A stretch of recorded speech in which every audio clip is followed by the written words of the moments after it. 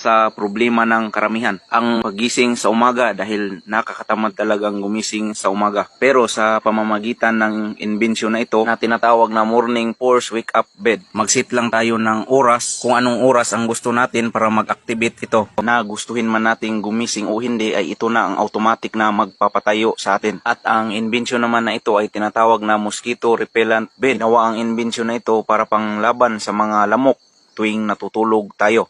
At napakadali lang nitong gamitin. Ilagay lang natin ang mga mosquito coil, tapos pindutin ang remote control. Ayun, automatic na siya na uusok.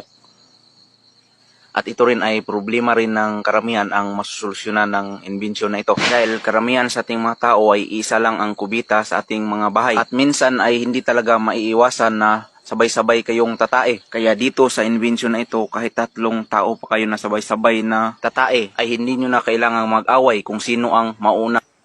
At ito namang isang idea na ito ay para ito sa mga lugar na palaging lumilindol. Ito ay tinatawag na earthquake assisted bed. At napakadali lang nitong gamitin. Humiga ka lang sa loob, katapos kapag may lindol ay automatic siya na magsasara. At kung matatabunan tayo nito at hindi tayo makita ng mga taga-rescue, ay ito na ang magsisilbing kabaong natin.